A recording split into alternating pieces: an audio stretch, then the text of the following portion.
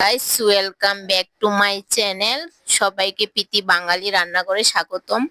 এখন আপনাদের সাথে শেয়ার করব পটল বড়া। তো পটল কিভাবে কি চিল করে কেটে ভাজি করতে হয় সেটাই আপনাদের সাথে শেয়ার করব।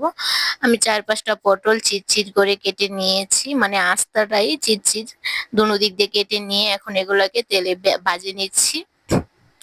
তো এভাবে কে কে খেয়েছেন অবশ্যই কমেন্ট করে জানাবেন যে আস্তা পটল ভাজি। তো দেখেন পটলগুলো আমি চিরচির করে কেটে নিয়েছি। কাটাগুলো এখন কত সুন্দর দেখা যাচ্ছে। এটা আগে দেখা যায় না, এখন তেলে ভাজাতে বোঝা যাচ্ছে যে আমি চিরচির করে কেটে নিয়েছি। পটলগুলো চিরচির করে কেটে নিয়ে এগুলোকে আস্তা তেলে ভেজে নিয়েছি। এগুলো খেতে আমার কাছে সেই মজা লাগে। আপনারা অবশ্যই বাসায় ট্রাই করবেন, ট্রাই করে দেখবেন যে খেতে কত মজা লাগে। তো আমি চিরচির করে কেটে তিনটা তিনটা করে ভেজে নিচ্ছি। এখন আরো দিয়ে দিব তেলের মধ্যে। আরো তেলের মধ্যে এভাবে দিয়ে আস্তা চিরচির করে কেটে নিয়েছি দুনো পাশ দিয়ে। কেটে এখন এগুলোকে ভেজে নিচ্ছি। দেখেন ভাজাগুলো কত সুন্দর হয়েছে, বোঝা যাচ্ছে মাছ ভেজে খাচ্ছি, মাছ ভাজির মতো লাগে। তো দেখেন আমি পটলগুলো সব কয়টা আস্তা এভাবে চিরচির করে করে নিয়ে কেটে ভেজে নিয়েছি।